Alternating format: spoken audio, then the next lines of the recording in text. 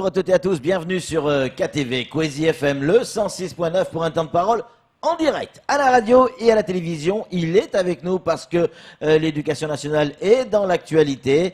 C'est Didier Corré, le directeur de cabinet du vice-rectorat. Didier, bonjour.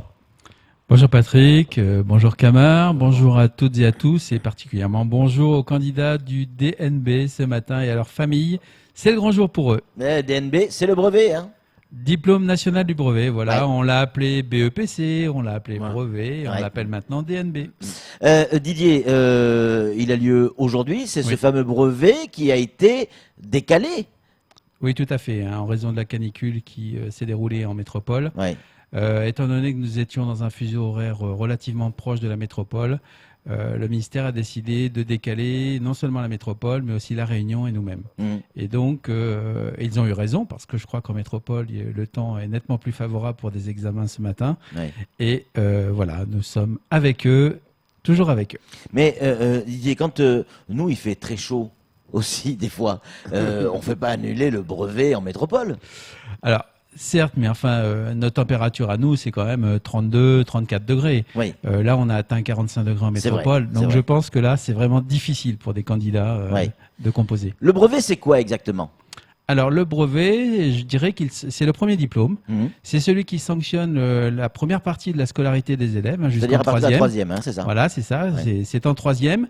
Et il est constitué de deux grandes parties. Hein. Une partie en formation continue qui valide ce qu'on appelle le socle commun de connaissances et de compétences, pour moitié, Mhm. et des épreuves terminales qui auront lieu donc aujourd'hui et demain, du français, des mathématiques, de l'histoire, géographie, éducation morale et civique, et des sciences. Alors, le brevet, quelle importance il a aujourd'hui dans la vie de tous les jours? Parce que on a le sentiment que le brevet, on se prépare à un examen, on s'habitue à un examen. Est-ce qu'il a une vraie valeur? Tout à fait. Le brevet n'a pas de valeur en soi comme Oui. pourrait l'avoir le bac, baccalauréat, oui. évidemment. Mais c'est à mon avis très important, c'est une étape initiatique. C'est vraiment les premières conditions que vont connaître les candidats qui vont ressembler plus tard à tous les examens et interrogations qu'ils vont connaître. Oui. Parce qu'il faut rappeler qu'il y a une épreuve orale aussi Bien sûr. au brevet. Et c'est important pour eux de connaître cela de manière à ce qu'au cours du lycée, ils puissent bien se préparer. Donc c'est la première étape, la première fois qu'il va y avoir un vrai examen dans la vie scolaire d'un gamin. Tout à Il ne faut fait. pas le rater. Il faut s'y préparer, il ne faut pas le rater. Et surtout, ça se prépare au bac. Le bac, parlons-en. Ça y est, c'est fini là. Allez, le bac est effectivement terminé. Ouais. Aujourd'hui, ce sont les délibérations, c'est-à-dire que les jurys se réunissent et décident à partir des notes obtenues par les candidats et l'examen de leur livret scolaire, de leur donner ou pas le bac avec mention ou sans mention. Est-ce qu'on a déjà des idées de ce que ça pourrait Aucune. donner? Aucune. Je n'ai aucun chiffre à l'heure actuelle. Aucun chiffre. Aucun chiffre. Est-ce qu'il y a eu des évolutions sur les candidats qui ont passé le bac? Est-ce qu'il y a eu des anecdotes pendant cet examen cette année ou pas? Non, je suis ça de près avec le Ouais. service des examens et concours et vraiment tout s'est déroulé Même Camar a réussi à le passer quasiment normalement. normal. Ben, je l'ai pas vu, j'ai Ouais, cherché mais c'est le pourtant. gros Hein. problème. Je peux pas le repasser. On aura les premiers résultats quand, Didier? Eh bien demain. Demain? Dès demain? Demain. Ça sera Voilà. affiché dans les établissements Demain, scolaires? l'affichage c'est demain. Ouais. Voilà. Donc là, ça va être la ruée Donc vers là, les... ça va être les pleurs, les rires, etc., Ouais. les joies. Moi, c'est quand j'étais, je travaillais en lycée évidemment Ouais. auparavant. C'était vraiment le meilleur moment de l'année. Eh oui. C'était la concrétisation de tout le travail qui avait été fait sur toute une scolarité. Ouais. Alors, on a vu pas mal de jeunes s'exprimer dans les réseaux sociaux en disant qu'ils l'ont pas trouvé difficile cette année. Est-ce que c'est vrai? Enfin, les sujets en général. Hein. Bah, disons que l'objectif du baccalauréat, c'est pas de planter les élèves. Ouais. C'est d'évaluer les connaissances qu'ils peuvent avoir et qu'ils ont acquises tout au long de leur scolarité et plus particulièrement au cours de l'année de terminale. Et donc, s'ils l'ont trouvé facile, bah, tant mieux. C'est peut-être parce que cette bien année, préparé. on a passé une année à peu près Normale. tranquille, normale. Ils l'ont bien sans doute travaillé. Donc, moi, je dirais que un élève qui travaille bien tout au long de l'année, pour lui, le bac, ce n'est pas une surprise. Mm. Didier, demain, je vais aller, imaginons, j'ai tenté le bac, je vais aller dans mon établissement scolaire, je vais regarder cette feuille, deux possibilités, je vois mon nom ou je vois pas mon nom. Dans les deux cas, quels conseils vous pouvez donner et aux élèves et aux parents. Parce que les parents, eux aussi, ils sont aussi stressés que les enfants. Tout à fait. Et je dirais même parfois un peu plus. Et c'est vrai, c'est vrai. Tout à fait. Non, en fait, il n'y a pas deux cas, il y en a trois. Ah, Ben oui, le premier cas, c'est vous êtes reçu. Oui. Vous avez une mention ou pas. Donc Oui. là, tout va bien.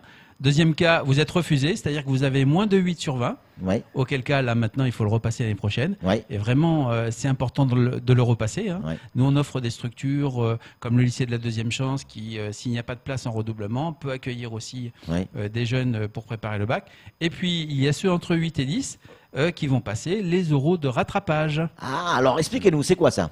Alors, lorsque vous avez entre 8 et 10, en fonction des notes que vous avez obtenues, vous pouvez passer une ou plusieurs matières pour vous rattraper et pour espérer obtenir le nombre de points suffisant. Et, C'est le repêchage, quoi, en fait. Oui, c'est le c'est repêchage, c'est Ouais. ça. Ça s'appelle le rattrapage. Ouais. Ce sont des épreuves orales uniquement. Et vous passez devant un professeur qui vous pose des questions, etc. Et puis, à la fin des rattrapages, on refait le calcul et vous avez ou vous n'avez pas le bac. Et ça, vous avez la réponse de suite? Alors, vous l'avez en Ou il y a général, encore une bon, délibération? le soir. Non, le soir ou le lendemain. Le soir ou les le- délais sont très, très contraints. Et je peux vous dire que normalement, le 5 au soir, tout est terminé. Ouais. Alors, Puisque le 6, Hmm. au vice-rectorat, nous remettrons les mentions bien et très bien aux candidats qui ont obtenu. il y en aura cette année. Mais comme l'année dernière. Ouais, comme mais les on en années aura encore plus précédentes. que l'année dernière. Les parents, on en parle parce que c'est important. Je suis parent, mon gamin n'a pas eu le bac. Je Oui. dois le punir? Ah non, absolument pas. Non, je crois que dans un premier temps, il faut analyser. Hmm. Mais il ne faut pas analyser tout seul. C'est-à-dire que, certes, il faut analyser en famille, mais il faut analyser avec les professeurs.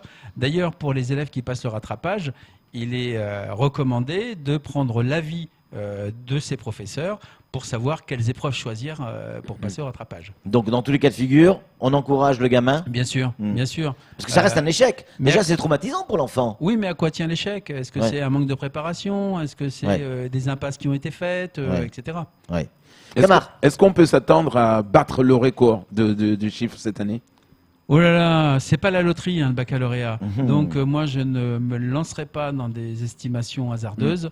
On va constater, hein, lorsque les résultats seront parus, on va constater où on en est. On verra si on a progressé ou pas. Si on a progressé, eh bien, ça ne voudra absolument pas dire qu'il faut s'arrêter de travailler encore plus. Non, au contraire, il faudra essayer d'atteindre, je dirais, les standards de la métropole. Les gamins qui ont eu le bac, pardon, je dis les gamins parce que c'est pour moi, ils sont jeunes, Les élèves. les élèves qui ont eu le bac, qu'est-ce qu'ils ont comme possibilité derrière à Mayotte? Alors à Mayotte, je dirais qu'il y a plusieurs possibilités. Ouais. Il y a principalement donc la poursuite d'études, alors soit au CUFR à Dembéni, Mhm. et pour ça il y en a quand même un certain nombre qui vont, puisque Parcoursup s'est déroulé, les affectations ont été faites, donc Mais on va les manquer de élèves place, là. savent, voilà. Et après il y a une partie de nos élèves, hein, toujours comme d'habitude, qui part soit à La Réunion, soit en métropole, et surtout dans des académies que l'on a comme partenaires. Hein. Et certaines de ces académies, d'ailleurs, ont un médiateur spécial, un coordonnateur du conseil départemental qui est chargé de les accueillir, de les acclimater et un petit peu de les aider à rentrer dans ces études en métropole. Et faire les bons choix, parce que après Et le bac, Excusez-moi, j'ai Ah, pas pardon. terminé. Et on a toute une frange d'élèves qui vont évidemment, qui retournent dans nos lycées, Oui. dans les BTS. ouais. Et puis, je disais à l'instant, des élèves qui doivent faire le bon choix. Parce qu'une fois que le bac est passé, on est, d'une manière générale, sur une espèce de tronc commun. Je ne sais pas si c'est encore le terme aujourd'hui, mais après, il va falloir attaquer des études vers une orientation professionnelle. Voilà. Alors, je dirais que ça. Est-ce que là, il y a des enseignants, des conseillers qui peuvent aider et les parents et les élèves à faire les bons choix en fonction de... Je vais vous dire, à l'heure d'aujourd'hui, il est trop tard. C'est déjà trop Parce tard. que le processus s'est enclenché déjà depuis décembre de l'année dernière. Et c'est un processus qui prend du temps et qui a abouti déjà au mois de mai. Ouais, mais on ne Donc, sait pas depuis si on le mois aura de mai. l'examen ou pas au mois de... Non, mais c'est pas grave. Ouais. Les affectations se font. D'accord. Les gens qui ont l'examen, ils rejoignent leur affectation. Ceux qui n'ont pas l'examen, ils vont redoubler principalement. Mhm. Camar, une question pour Didier Corré. Alors, c'est vrai que je voulais revenir un peu pour ceux qui vont rester, notamment qui vont aller au CIUFR. On le sait qu'aujourd'hui, on en a vu pas mal, par exemple des jeunes qui ont quand même fait toute leur scolarité à Mayotte, mais qui se retrouvent un peu coincés parce qu'ils ne peuvent pas partir parce qu'il n'y a pas de papier. Allez, on va le dire les choses. Ceux-là, on les voit, qui sont motivés, veulent quand même continuer les études. Est-ce que il y a une cellule qui est prévue pour les aider, les accompagner également? Alors, ce que je dirais, ça se joue à plusieurs niveaux. Les élèves très très méritants, par exemple, qui seraient d'origine étrangère et qui ont eu le baccalauréat, en collaboration avec la préfecture, on va s'intéresser à leur dossier pour pouvoir accéder, tant que faire se peut, à justement une poursuite d'études hors de Mayotte. Mais ce qu'il faut surtout savoir, c'est que nous allons devenir rectorat au 1er janvier 2020. Et dans ce cadre, il est aussi prévu que le CUFR évolue. D'accord. Et je pense que petit à petit, on va avoir une structure qui s'étoffe, qui aura beaucoup plus d'étudiants, qui aura plus de chercheurs, qui aura, je dirais, un volume suffisant pour devenir à terme, alors je ne le dis pas tout de suite, mais qui deviendra à terme peut-être une université de plein exercice. Et donc, on est aussi dans cette perspective-là. Donc, il ne faut pas désespérer d'aller au CUFR. Au contraire, le CUFR est plein de promesses. On va revenir sur les derniers événements, notamment du côté de Msangamouji, où effectivement, on sait ce qui s'est passé, mais les parents d'élèves sont montés au créneau, ils ont envoyé une lettre. Je crois que vous les avez reçus. Oui, je dirais que leurs inquiétudes sont légitimes. Vous comprenez ça? Quand on est parent et qu'il se passe des choses comme ça, on a effectivement le droit d'être inquiet. Cependant, nous avons reçu une délégation de l'association des parents d'élèves de Msangamouji un vendredi pendant 1h45. Ça veut dire qu'on les a tout d'abord écoutés, on a fait le point, on a rappelé qu'on avait effectué un travail tout au long de l'année et spécifiquement sur le collège de Msangamouji sur le climat scolaire. On a travaillé avec notamment des chefs d'établissement, des CPE extérieurs à l'établissement, avec toute la communauté scolaire, qu'à terme cela portera ses fruits, mais qu'évidemment on n'est pas à l'abri d'incidents ponctuels, d'artefacts qui font que ça redonne un petit peu de mauvaise image du système. Mais nous avons notamment aussi annoncé aux parents que leur collège il va être rénové. C'est-à-dire qu'il y a eu un concours d'architecture, que des espaces nouveaux vont être créés, un beau bâtiment sciences va être fait, le plateau sportif va être couvert, il va y avoir un réaménagement de la desserte des bus, il va y avoir une nouvelle restauration collective en liaison Et tout ça, froide. ça va éviter ou limiter les agressions ou les violences aux abords des établissements scolaires? Bien, premièrement, ça va permettre aux élèves de mieux se sentir dans leur établissement. Et à partir du moment où les élèves se sentent mieux, je pense qu'on a davantage de cohésion dans la communauté et ça permet de le mieux vivre, parce que c'est ce qu'on cherche.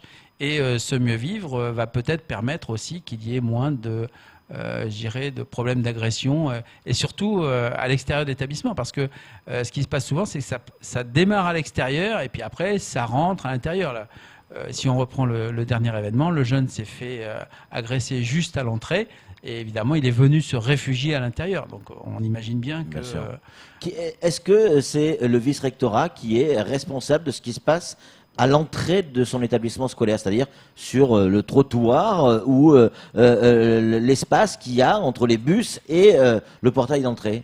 Alors, je dirais que les limites du collège sont évidemment les limites de sa propriété, mais nous ne sommes pas sans nous préoccuper évidemment de cet espace entre la limite du collège et les bus. Même si réglementairement on n'est pas responsable, je dirais que moralement ou éthiquement on l'est.